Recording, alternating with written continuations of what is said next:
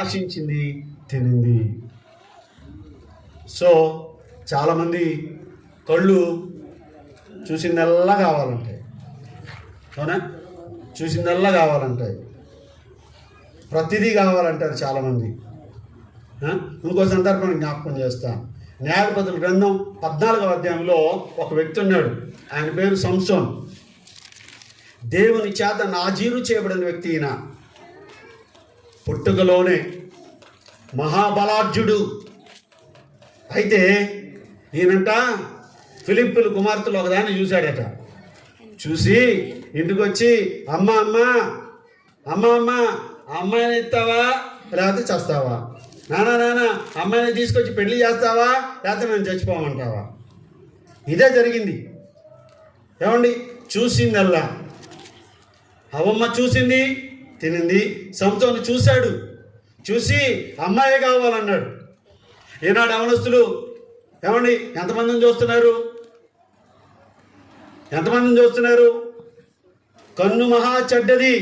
అందుకే యోబు గ్రంథంలో చెప్పారు ఆ మాట. యోబు తన కన్నులతో నిబంధన చేసుకున్నాడట. ఈ చెల్లి, తమ్ముడు, పెద్ద ఆయన, తల్లి, ప్రతి ఒక్కరూ మీ కన్నులతో నిబంధన చేసుకోవాలి.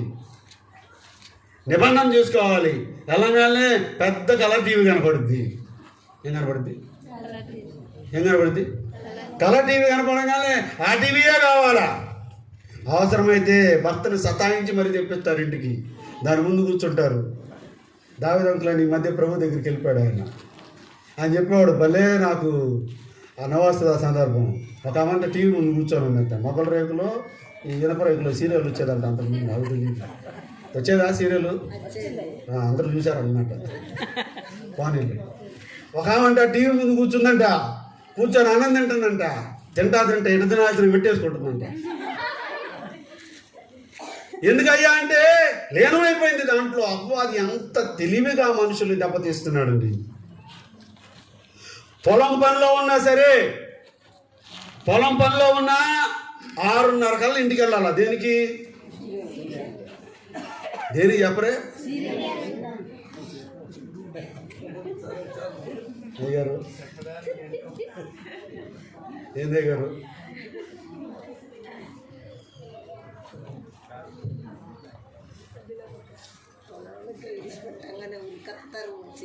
అపవాది ఎంత తెలివిగా మనుషుల్ని రీడ్ చేస్తున్నాడు.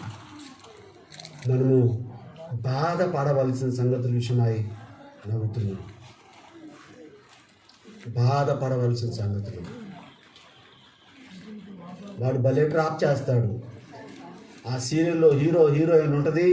ఆ సమయానికి కత్తి తీసుకొని పొడవబోతాడు. సీరియల్ ఆగిపోతాయి.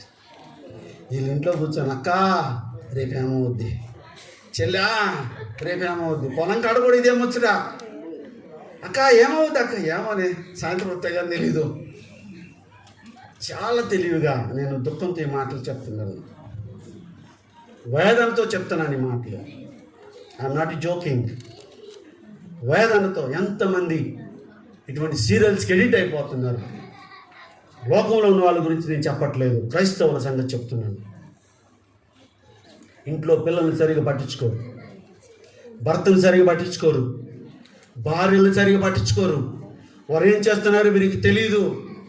6:30 మొదలుకొని రాత్రి 10 వరకు అవసరమైతే 4 కళ్ళు పెట్టుకొని మరి చూస్తుంటారు టీవీ. ప్రియా దేవుని పిల్లలారా, మనం మన పద్ధతులు మార్చుకోవాలి. ముగిచ్చేస్తాను సార్, టైం చూడొద్దు. మన పద్ధతులు మార్చుకోవాలి. దేవునికి యోగ్యమైన బిడ్డలుగా ఉండాలంటే మన కంటిని మనం జయించేవారిగా ఉండాలి. దేవుని కృపను మనం సంపాదించాలంటే మన కంటిని జయించేవారమై ఉండాలి. యవనస్తులైనా పెద్దలైనా ఎవరైనా సరే. ఏమండి, సంసోను కంటిని జయించలేకపోయాడు. చివరికి ఏమైందో తెలుసా? ఆ ఫిలిష్తీ సర్దారు అతన్ని పట్టి అతని కళ్ళు ఓడబెరికి గానుగు చుట్టూ తిప్పుతా ఉన్నారు. ప్రియమైనటువంటి దేవుడు, కళ్ళు బాగొట్టుకొని. ఈనాడు ఎంతమంది ఇలా ఉన్నారో నాకు తెలియదు, కానీ అయ్యా అమ్మ, మనం అందరం కూడా క్రీస్తు బిడ్డలం. ఇటువంటి వాటిని మనం చేయిద్దాం. దేవునికి యోగ్యమైన బిడ్డలుగా ఉందాం. దేవునితో నిత్య రాజ్యంలో ఆయనతో సహవాసం చేయడానికి వెళ్దాం. అంతే తప్పనిచ్చి ఇవి చూచి మనం మోసం చేసుకొని దేవునికి అయోగ్యమైన బిడ్డలుగా ఉండొద్దు. నేను ఒక సన్నివేశం చెప్పి 3వ అంశంలోనికి వెళ్తాను. మా బాపట్ల పట్టణంలో చిట్టి అని ఒక మేస్త్రి ఉండేవాడు. పెయింట్ పని చేస్తూ ఉన్నాడు అనమాట. ఆయన బాగా తాగడానికి అలవాటు పడ్డాడు. తాగుతున్నాడు. చివరికి ఏం చేశాడంటే వాళ్ళ కొడుకు, నేను బజార్కి వెళ్ళి మందు తెచ్చుకోలేక వాళ్ళ కొడుకుని పంపడం ప్రారంభించాడు. వాడు మందు తెచ్చి చివరికి నాకు కూడా మందు పోయి అంటాడు. సరే ఏముంది, ఇద్దరు కలిసి తాగడం మొదలుపెట్టారు. ఏమి లేదండి, కారణం కూడా ఏమీ లేదు. యథార్థంగా జరిగింది. కారణం కూడా ఏమీ లేదు. ఇద్దరు కలిసి మందు తాగుతున్నారు. టీవీలో ఒక నేరాలు ఘోరాలు అనే ప్రోగ్రాం వచ్చేది ఇంతకుముందు. ఇప్పుడు వస్తుందో రాలేదు నాకు తెలియదు, కానీ వచ్చేది. ఆ ప్రోగ్రాంలో వాళ్ళ నాన్న వాళ్ళ కొడుకు చంపేశాడు. ఇదే జరిగింది. వీడు ఏమనుకున్నాడు మరి, బయటికి వెళ్ళాడు, పచ్చడి బండి తీసుకున్నాడు, అలా నాన్న మందు తాగుతా అన్నాడు, బండ పెట్టి కొట్టేశాడు. తలకాయ పగిలి ఆడే తెచ్చాడు వాళ్ళ నాన్న. నిజంగా జరిగింది. సో నేను ఎందుకు ఈ విషయం చెప్పానంటే, ఎన్నో రకరకాలైన పరిస్థితులు జరుగుతున్నాయి. వాటి నుంచి మనం బయటకు వద్దాం. పూర్తిగా బయటకు వచ్చి పూర్తిగా దేవుని మీద ఆనుకోవడం ప్రారంభిద్దాం. ప్రియమైనటువంటి దేవుని బిడ్డ, 3వ విషయం చెప్తున్నాను. జీవబడంబము అనగా గర్వానికి గుర్తు. యెషయా గ్రంథం 14వ అధ్యాయంలో చూస్తే, తేజ నక్షత్రమా, వేగు చుక్క అని లూసిఫర్ గురించి మాట్లాడుతూ, నువ్వు ఎక్కడి నుంచి నరకబడ్డావు? ఎందుకు నరకబడ్డాడు లూసిఫర్ అంటే, దేవుని సభా స్థలము కంటే తన స్థానాన్ని హెచ్చుగా అనుకున్నాడు. దేవుడు గర్వాన్ని చూశాడు, కిందకు పడద్రోశాడు. వస్తే వాడు ఆ అపవాది దేవునికి విరోధి అయి దేవుని మనుషులను పట్టుకుంటూ దేవుని మనుషుల చేత దేవునికే వ్యతిరేకమైన కార్యాలు చేస్తున్నాడు. ప్రియమైనటువంటి దేవుని బిడ్డలారా, ఈనాడు చాలా మంది జీవితాల్లో గర్వం అనే పాపం వెంటాడుతూ ఉంది. చాలా మందికి గర్వం అనే పాపం. మాకంత డబ్బులు ఉన్నాయి, నీ డబ్బులు నేను పరలోకానికి తీసుకెళ్ళవు. నీ ఇంట్లో మంచి టీవీ ఉంది, నీకు ఎంత పెద్ద టీవీ ఉన్నా నిన్ను టీవీ పరలోకానికి తీసుకురాదు. నీకు మంచి బట్టలు ఉన్నాయి, 20,000 రూపాయల చీర ఉంది, అయినా చీర నిన్ను పరలోకానికి తీసుకొని పోదు. ఎవరు పరలోకానికి తీసుకొని పోతారు? ఈ మూడింటిని జయించిన వ్యక్తులని దేవుడు స్పష్టంగా చెప్పాడు, నా కుమార్తెలు నా కుమారులై ఉంటారు అని. గర్వం అనే పాపంలో పడి చాలా మంది నశించిపోతా ఉన్నారు. ప్రియమైనటువంటి దేవుని బిడ్డలారా, అందుకే సామెతల గ్రంథకర్త చెప్పాడు కదా, నాశనానికి ముందు గర్వం నడుస్తుంది.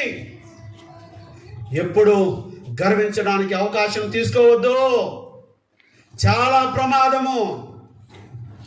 ఏమండి, మింగడానికంటే మెతుకు లేదంట, కానీ మీసాలకు సంపంగు నూనెట. నేను తినడానికి తినలేదు కానీ మీసాలకు మాత్రం సంపంగు నూనె కావాలంట. ఏమండి, ఇటువంటి గర్వం ఉన్నవాళ్ళు ఏమండి దేవునికి పనికొస్తారా? దేవునికి ఇష్టలుగా బ్రతుకుతారా? దేవునికి ఇష్టలుగా బ్రతకరు. సంఘాల్లో కూడా అంతే. పార్టీ పోతే చాలు అలిగెళ్ళిపోతారు. వాక్యం పోతే వాళ్ళు అలిగెళ్ళిపోతారు. మరి ఏంటో నాకు అర్థం కాదు. మరి దేవుని సన్నిధికి వస్తున్నారా, లేకపోతే దేవుని సన్నిధిలో నేర్చుకోవడానికి వస్తున్నారా, లేకపోతే దేవుని సన్నిధిలో ఇంకేదైనా చేయడానికి వస్తున్నారా? పాస్గాడి మీద అలుగుతారు. సో ఇటువంటి మనస్తత్వం కలిగిన వాళ్ళు ఈరోజైనా మీ హృదయాలు మార్చుకోండి. ఇప్పుడు వస్తున్నాను అసలు సందర్భానికి. ఈ మూడిటిని ప్రపంచంలో జయించిన ఏకైక వ్యక్తి ఎవరైనా ఉన్నారు అంటే అది యేసు ప్రభువారు. దేవునికి స్తోత్రం, హల్లెలూయా.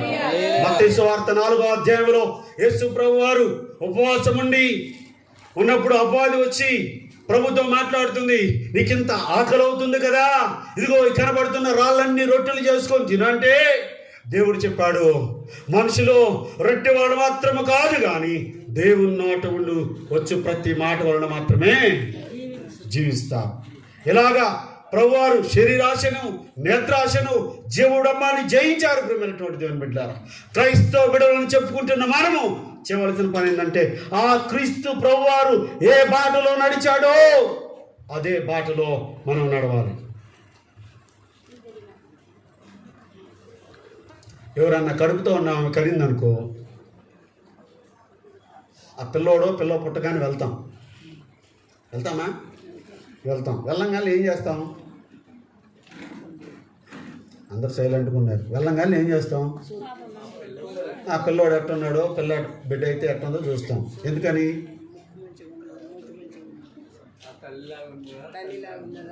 తెల్లగుందా నల్లగుందా అని చూస్తారా?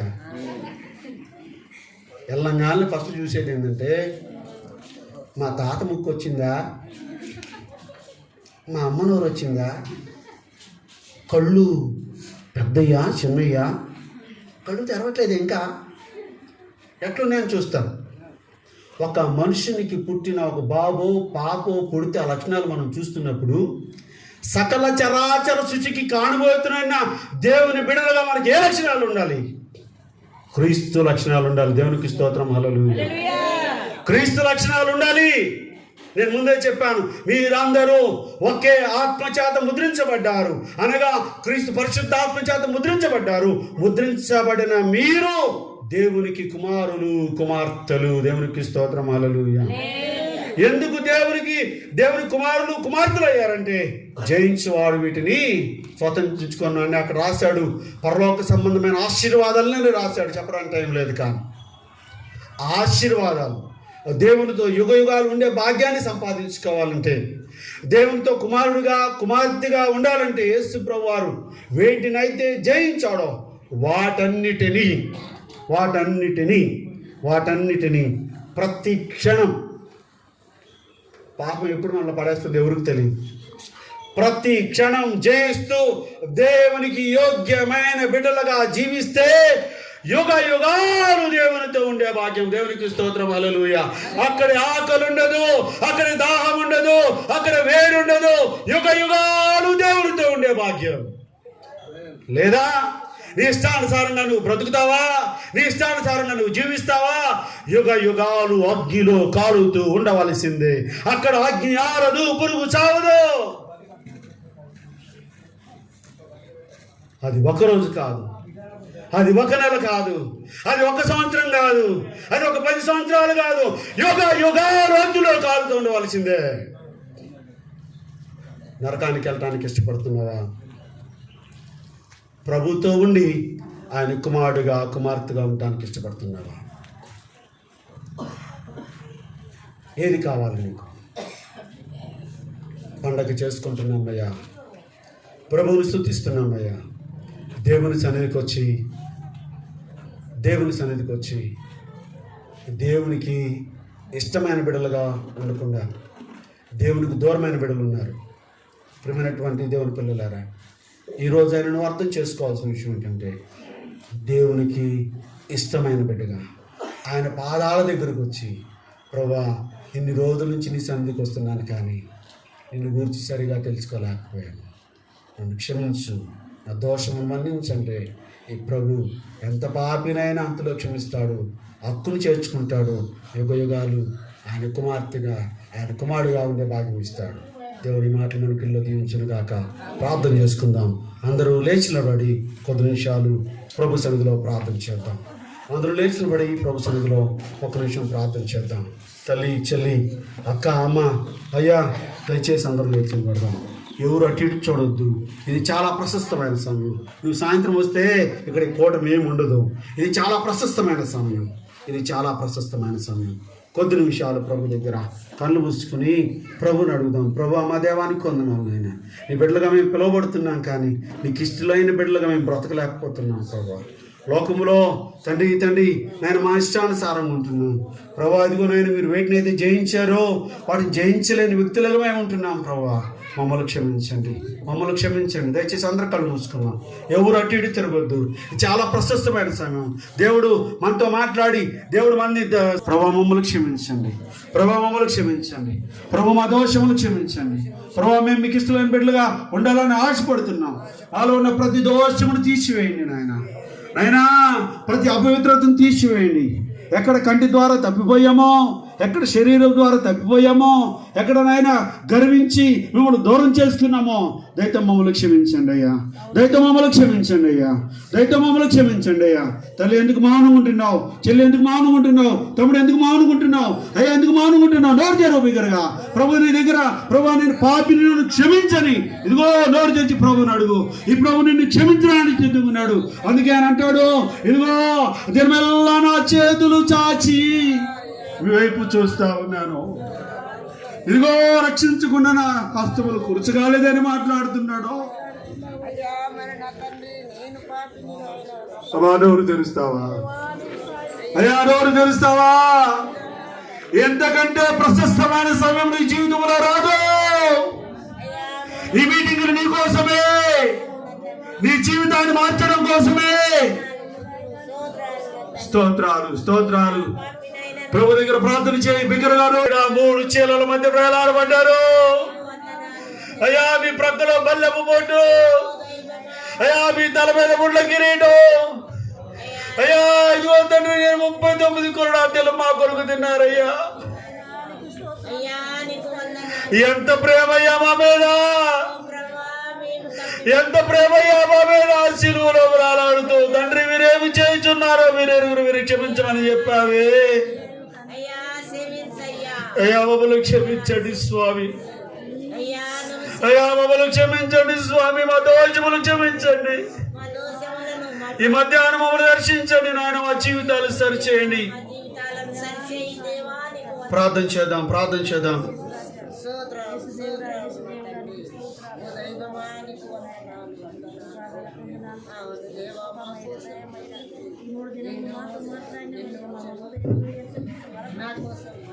స్తోత్ర. అందరం అలాగే ప్రార్థనలో ఏకీభవిద్దాం. చక్కటి వాక్యము.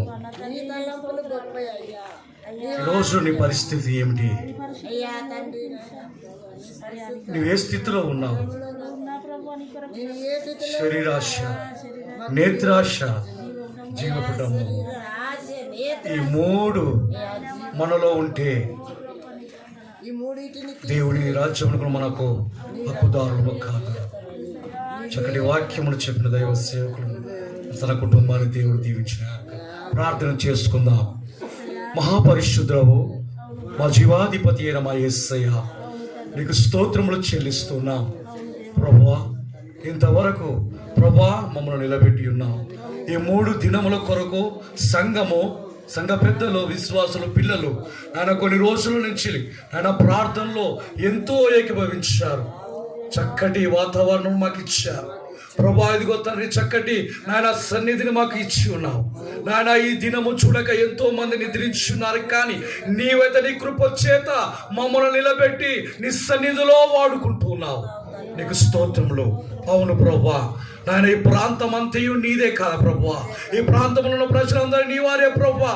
ప్రతి నాయన మనుషుల మీద మార్చండి, విగ్రహాల నుంచి మార్చండి ప్రభా. ఇదిగో తండ్రి నాయన, ప్రతి ఒక్కరు ప్రభా నాయన నీ ప్రజలై ఉన్నారు. వారికి ప్రభా నీ ప్రాణాన్ని పెట్టి ఉన్నావు దేవానికి స్తోత్రములు. ఇదిగో తండ్రి, వాక్యము విన్న ప్రతి హృదయాలను తెరవండి ప్రభా. దాని వారు నాయన ఈ సన్నిధిలో ప్రమాణము చేసి ఉన్నారు, సమయానికి మేము దేవుని మందిరానికి వస్తామని ప్రభా.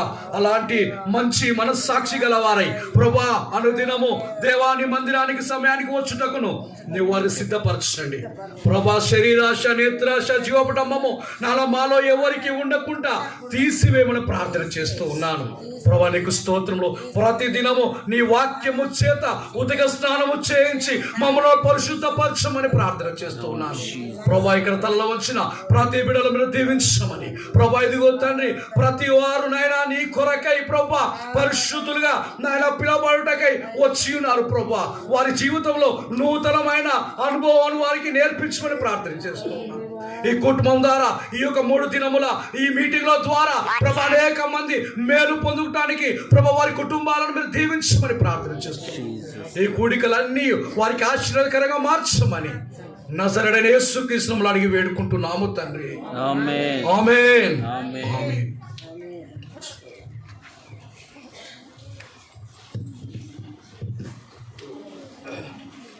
మన మధ్యలో ఉన్నటువంటి బర్నబ గారు ఈ యొక్క 3 దినాల ఉద్యమ సభల కొరకు ఆయన బర్నబ గారు ప్రార్థిస్తారు.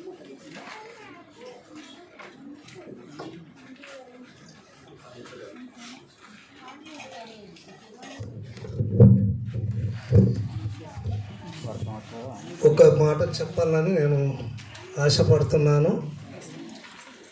మరి మంచి అయ్యగారు మనలతోని మంచి ఒప్పందం, మనందరికి ఒక ఒప్పందం, మంచి విలువైనటువంటిది. మన ఆ విలువైన సమయాన్ని నేనైతే చాలా మందికి తెలుసు, 4 గంటలకు 130 కిలోమీటర్ల దూరం నుంచి 4 గంటలకు లేచి వచ్చినాను. అంటే మనము దేవునికి భయపడితే దేవుడు మనల్ని దీవిస్తాడు, మనల్ని చూసే దేవుడు. మరి అయ్యగారు ఎంతో వేదనతోని మనల్ని బలపరిచినాడు. అది నేను అయ్యగారికి వందనాలు చెల్లిస్తున్నా. ఎందుకంటే మనము సమయాన్ని పోనీయద్దు. మనమే సమయానికి రాకపోతే మన పక్కోళ్ళు కొత్తోళ్ళు వాళ్ళు ఎట్లా వస్తారు? ఒక సేవకుడు అన్నాడు, ఆయన కూర్చొని చెప్తానట, విశ్వాసులు పండుకొని వింటారట. మనము సాక్ష్యం. మరి మనల్ని చదువుకుంటారు, మనం ఏ టైంలో వస్తున్నాం మనల్ని చదువుకుంటారు. మనమే దేవుడు మనకే అప్పగించిండు, అది మనం గమనించుదాం. మనం ప్రార్థన చేసుకొని ముందుకు సాగుదాం. పరిశుద్ధుడవైన మా పరలోకపు తండ్రి, మరొక్కసారి నీ పాదాల దగ్గరికి వచ్చినాం ప్రభు. ఎంతో నాయన ఆశపడి నీ సన్నిధికి వచ్చున్నాం. ఈ 3 రోజులు నాయన నీ బిడ్డలను నీ సేవకులను వాడుకున్నావు ప్రత్యేకంగా తండ్రి. నాయన ఈ యొక్క సంఘాన్ని బట్టి, సేవకుల్ని బట్టి, కమిటీని బట్టి నీకు వందనాలు దేవా. మంచి ఆలోచన చేసినారు, వారిని మీరు దీవించమని. ఇక నాయన ఈ సభలు నాయన, ఈ మైకు ఎంత దూరం నాయన నీ వాక్యం వినబోతున్నాదో వారి అందరినీ మీరు దర్శించమని అడుగుతున్నాం. ఇక్కడ నాయన గొప్ప నాయన పరిచర్య మేము చూడాలి తండ్రి. నాయన బ్రాంచ్ సంఘాలు చూడాలి. దీని వెనుక ఎంతో ప్రయాసం ఉన్నది, ప్రార్థన ఉన్నది దేవా. మీరు ప్రార్థన చేసిన ప్రతి బిడ్డను మీరు జ్ఞాపకం చేసుకోమని ఈ కల్వరి సువార్త సంఘాన్ని దేవా అంచనంచలుగా మీరు ఆశీర్వదిస్తున్నందుకు వందనాలు తండ్రి. నాకు ఇచ్చిన ఈ ధన్యతను బట్టి మీకు వందనములు, స్తోత్రాలు చెల్లిస్తూ ఈ వాక్యం ప్రతి హృదయంలో ఫలించినట్టు మీ కృపదయ చేయమని యేసు పరిశుద్ధ నామములో ప్రార్థించి వేడుకుంటున్నాము తండ్రి. ఆమేన్.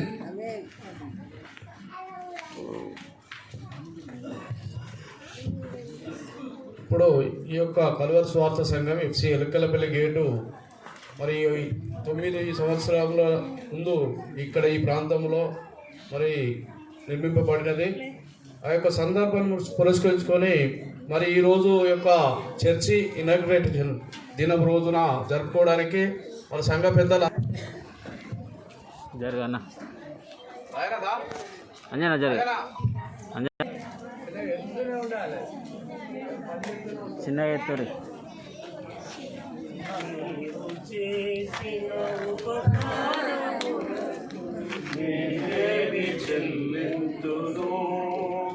నీవు చేసిన ఉపకారములకు నేనేమి చెల్లింతును? ఏడాది దూడలనా, వేలాది పొట్టేళ్ళనా, ఏడాది దూడలనా, అందరూ పట్టుకుంటే వేలాది పొట్టేళ్ళనా,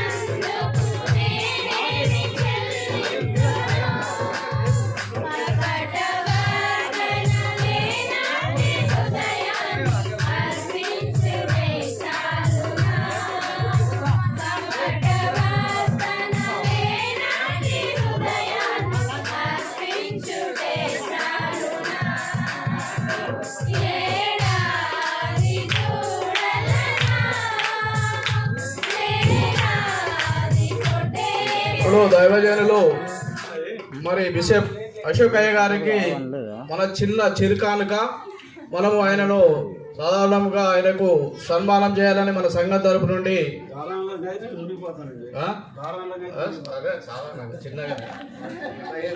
అందుకని అయ్యగారికి చిన్నగా శాలువతోటి సన్మానం మన సంఘం నుండి చేయాలని సంఘ పెద్దలందరూ మరి ముందుకు వచ్చి అశోక్ అయ్య గారికి సన్మానం చేయవలసింది కోరుతున్నాం.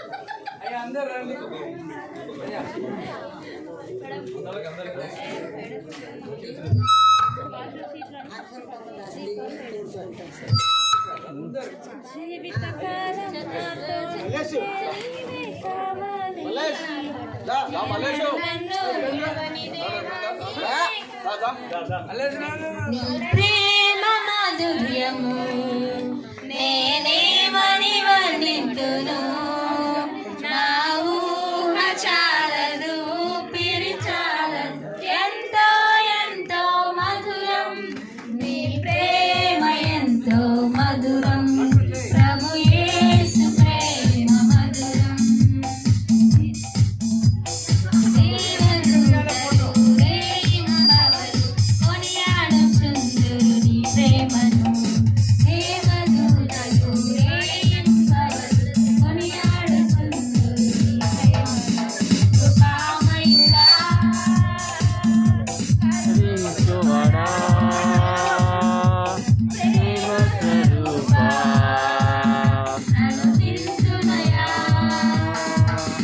కృపామయుడా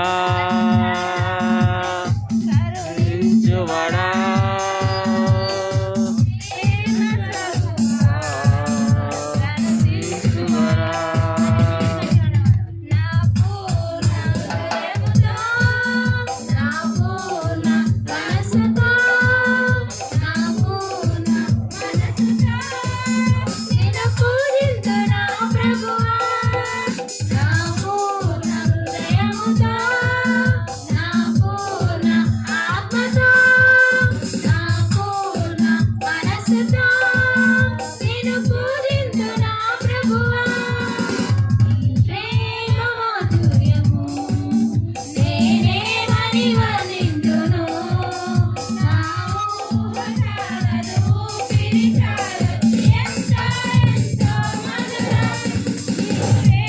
ఇప్పుడు మన మందిరంలో నిర్మింపబడినటువంటి సండే స్కూలే కానీ మరి స్టోర్ రూమే కానీ ఇదే దినము సండే మన మందిరం ఏదైతే మనం స్థాపించుకున్న దినం ఉన్నదో మరి అది కూడా ఈరోజు సండే స్కూలు మరియు స్టోర్ రూము ఇనాగ్రేషన్ కూడా చేయించుకోవడానికి ముందుగా మన సంఘ పెద్దలైనటువంటి కొన్నేలు గారు మరి మన సండే స్కూల్ను రిబ్బన్ కట్ చేయవలసిందిగా, మరి స్టోర్ రూమ్ను మన పెద్దలు బర్ణప్ప గారు మరి యొక్క స్టోర్ రూమ్ను కూడా రిబ్బన్ కట్ చేయాల్సిందిగా కోరుతున్నాం.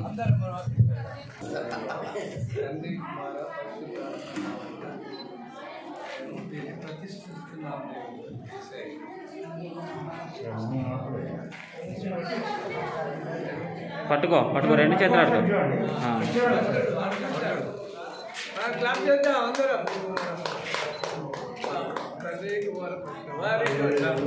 చెప్పండి.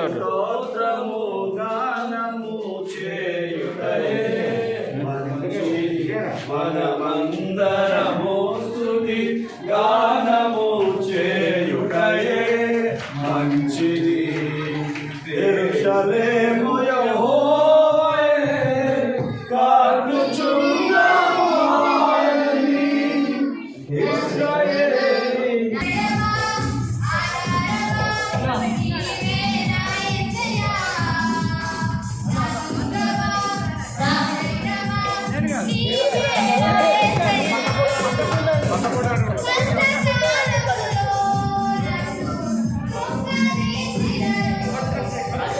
చూడండి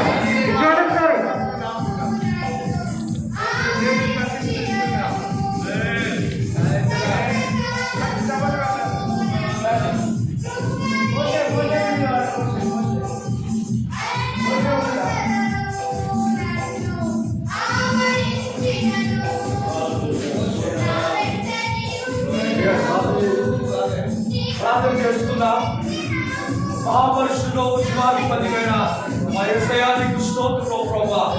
ఇదిగో ప్రభా, ఈ యొక్క ఆయన రూపులు ప్రభా, ఆయన సందేశం కొరకు అలాగే సేవకులకు ఆయన గెస్టులు ఏర్పాటు చేశారు.